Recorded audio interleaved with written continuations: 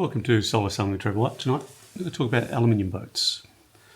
And the reason I'm talking about aluminium boats is I have one. My boat Tintin is a 44-foot Alloy Ketch built by Koopmans in the Netherlands. It is a very well built boat for its age. It's about 1973-1974 when it was built.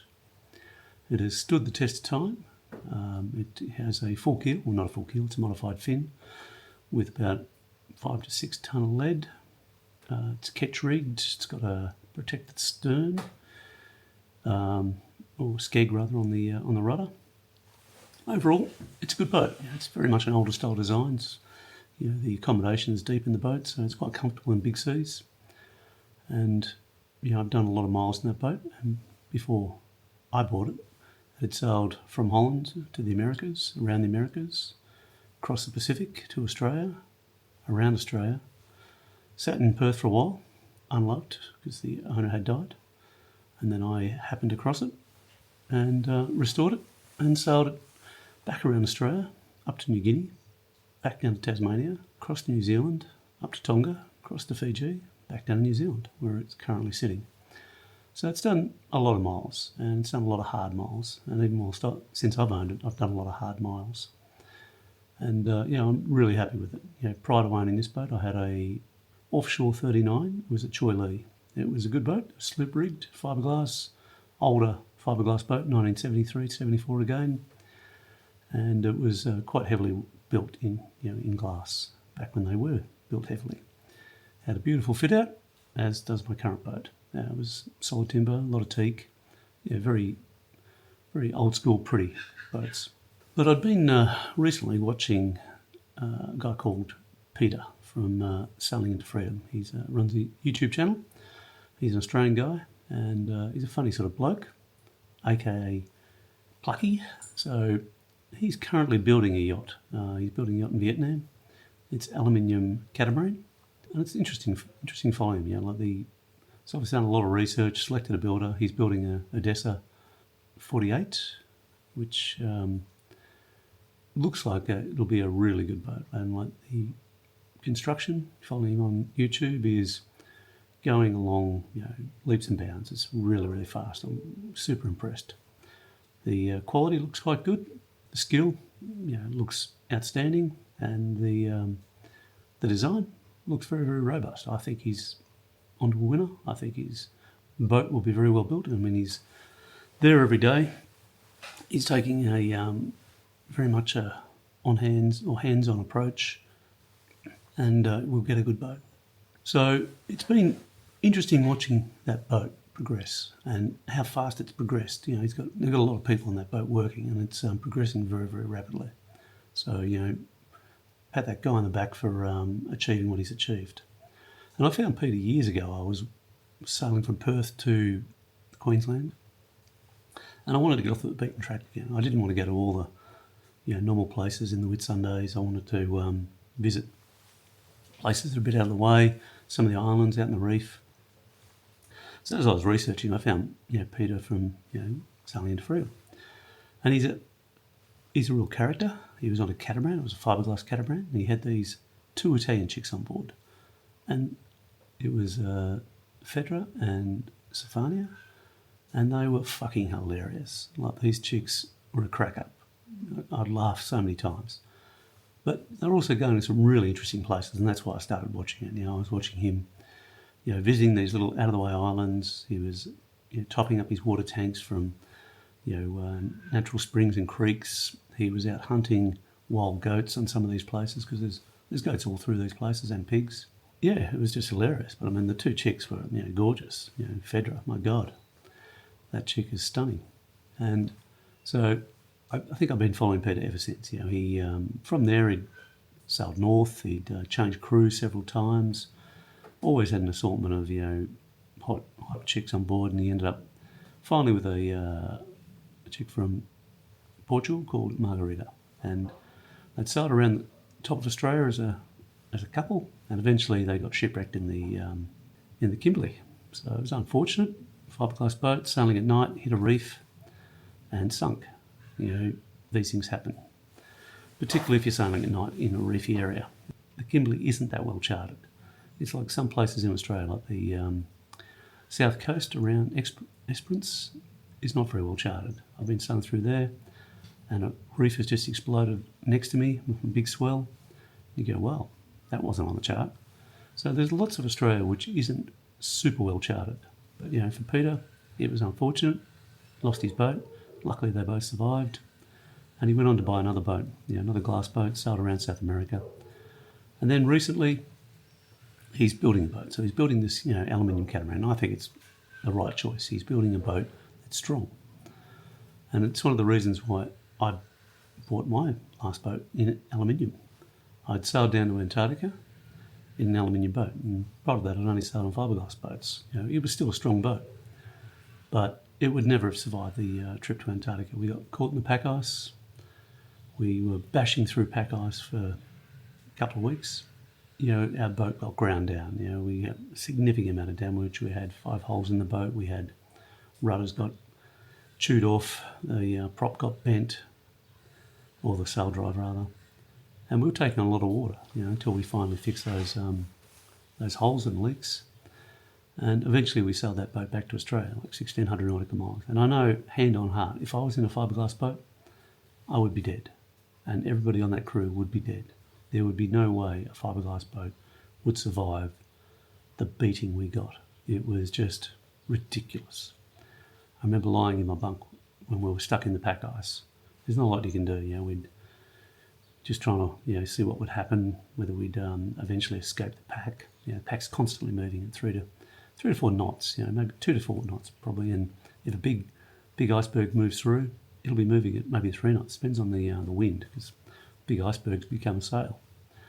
So the pack is constantly moving, and you're moving inside the pack. And sometimes it's like a big icy blanket enveloping you, and everything is super calm. And other times, your boat is just getting chewed to pieces. And at one of those times, I was lying in my bunk, and the side of the boat came in and touched me on the face.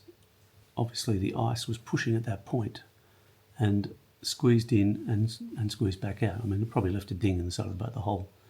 Both sides of the boat were dinged up. The bow was dinged up. It had 2 big cuts on the front of the bow, which luckily we had a crash bulkhead, which was watertight and held.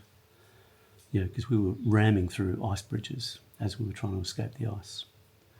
And eventually we did get released from the ice. We had the EPIRB going off. We thought we were going to sink at one stage. This monster iceberg came over the top of us, or coming up towards us and then towering over the top of us.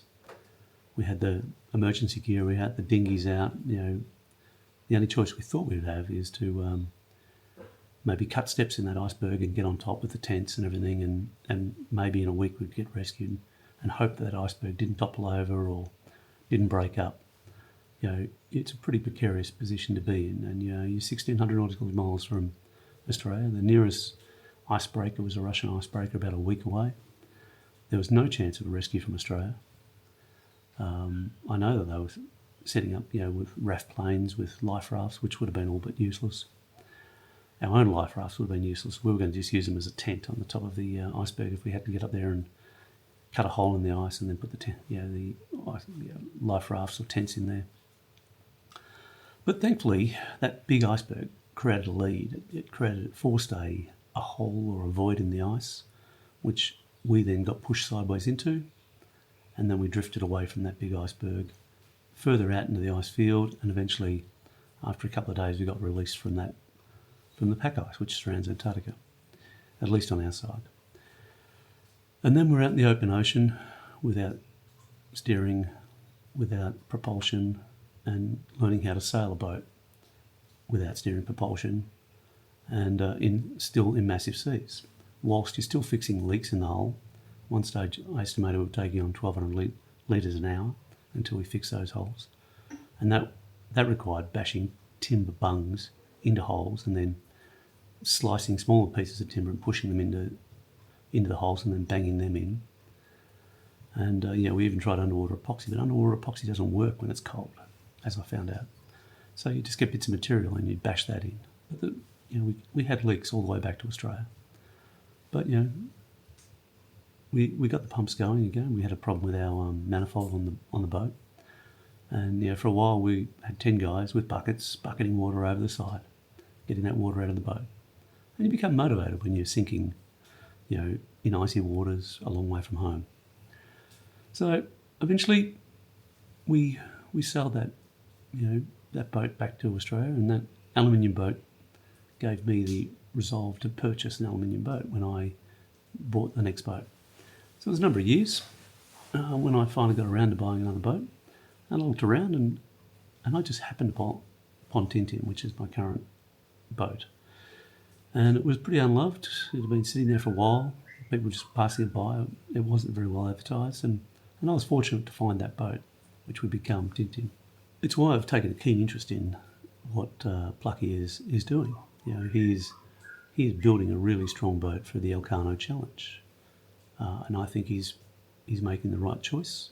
It's going to be super strong. It's going to be resilient, and even now after I've just come back from Fiji, I'm even more convinced that aluminium is the way to go. Whilst I was there, I hit a reef.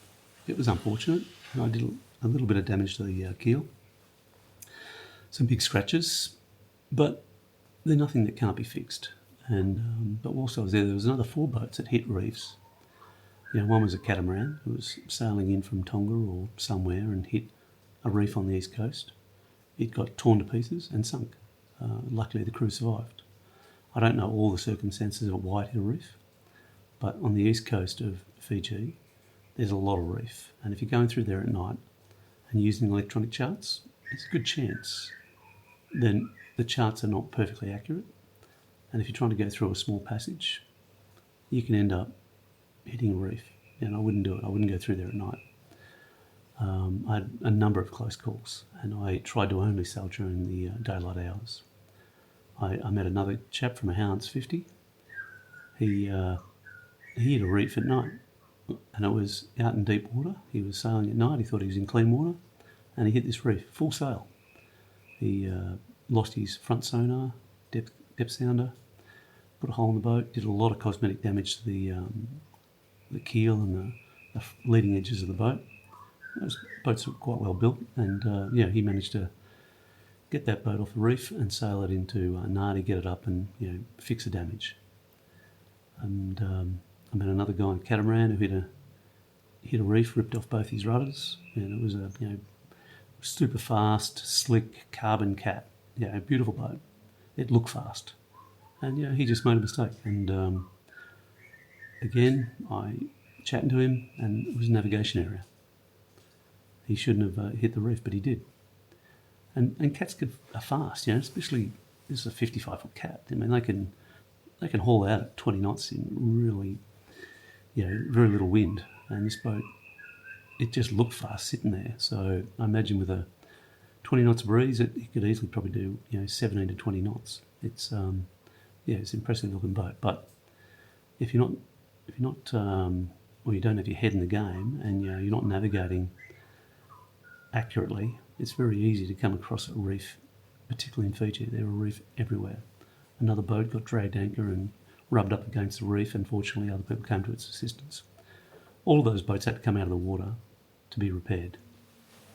My boat, aluminium, I'd hit a reef. It was in really murky, dirty water. It was early in the morning. The sun was at the wrong angle, and the reef wasn't accurate. It was at least 100 metres out from where it should have been, in my opinion, and I was incredibly lucky to get off.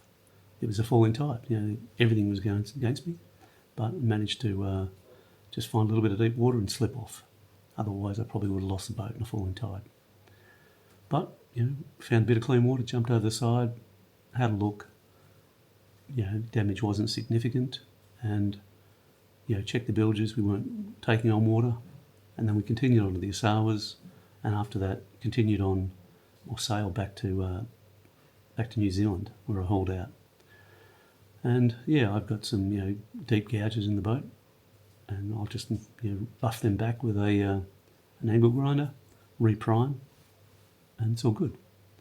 But if it was a glass boat, I would have deep gouges in the fiberglass, which would need to be repaired. And if I was unlucky, I could have hauled the boat.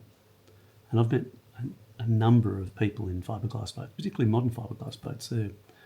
They're light and strong, but they're not. The fiberglass is quite thin.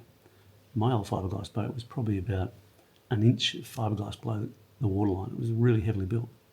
Modern boats could be, in some cases, probably 8 to 10 mil. They're thin. They're made differently than the older boats, and it doesn't take much for a piece of coral to rip through that, and then you've got a real problem on your hands. I was even reading yesterday a new production boat out of Switzerland. Had a problem with its rudder. Somehow the rudder housing broke, and then that boat sunk. So I look at my aluminium boat. Everything is heavily built. It's 6 to 8 mil below the waterline. All the structural components are probably about half inch, if not an inch in some places. The stern posts and the aluminium structures around there are really heavily built. The rudder is protected by a skeg, so even if I catch, I won't be able to hit something because it's protected by the leading edge of the keel. But I have caught lobster pots, or cray pots we call them in Australia, and I've dragged those things with my boat, and eventually, in one case it pulled my boat up. So you imagine you got a boat with no protection of the rudder and you're just dragging that pot with your rudder. I eventually had to tape a knife to a pole and lean over the side and cut that rope free. My boat was just jammed. I didn't want to jump over the side. It was crappy conditions, but my rudder is protected by a skeg, an aluminium skeg. And my last boat, which was fiberglass, had a big, heavy steel reinforced skeg, which also had caught a number of cray pots over the course of several years. And I've seen this on a number of new boats where they catch something on the rudder, they bend the rudder, or they damage the rudder. You hit a piece of wood. I remember sailing into Nelson Harbour in New Zealand. It was an absolutely foul morning. It had been a terrible couple of days. We'd come through Cook Strait in 55 knots, got beaten up all night, had waves crash over the back of the boat. Even one went into the cockpit and into the boat itself. The boards were out at that time.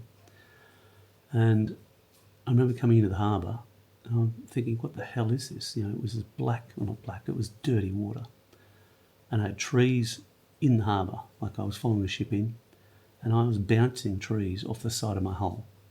There's one point where I'm trying to get up to where the marina was, and all I had was a whole pile of trees and root systems in front of me, and I had to just force a hole through there, and I heard a tree, get chopped up by my rudder. Not my rudder, my propeller, which wasn't great. Last thing you want to hear is your propeller hitting a bloody tree. But I didn't have any choice, and I couldn't back off because it was blowing 25 to 30 knots still, and I had to keep going to get into the river near the marina and then clear customs. So I wouldn't have liked to have done that in a fiberglass boat. I had these big trees just grinding down the side of my boat. But they were still floating, so it's not the end of the world. Fiberglass or aluminium? After having sailed a lot and been caught in the pack ice, hit reefs, been pushed up against wharves and had the timber rail on my boat ground away, I'm a big fan of aluminium. I look at some of these new beautiful boats and they've got these big beautiful windows in the side. You've got fiberglass, and I'm just thinking, gee, what would that be like in New Guinea if you're moored up against an old timber wharf, or commercial wharf where they're loading timbers and containers and other things, and you've got this beautiful boat moored there because you need to take on water, or you need to take on food, or do something, or fuel. I'd be terrified. Whereas my boat, it's an aluminium boat. I can buff it out. Yeah, it's just something to ponder when you're looking at your next boat and what you're going to do. Fiberglass boats don't take a lot to put a hole in them. You've got to protect them a lot more. An aluminium boat, they can take an absolute beating. But if you're looking for more information on aluminium boats and you want to get an idea of how they're built, I would encourage you to go and check out Sailing into Freedom and look at what Peter's doing. I know at the moment he's looking for a crew to go on his Elcano challenge. I think it'd be a great way to learn about an aluminium catamaran if you're that way inclined. He's a super funny guy, he's like full of energy. But following that channel and checking out his aluminium boat build is a great way to learn about aluminium boats. I think it's something that any serious ocean cruiser or someone who aspires to it should consider. So thanks for joining me. Safe sailing, and I'll see you out there.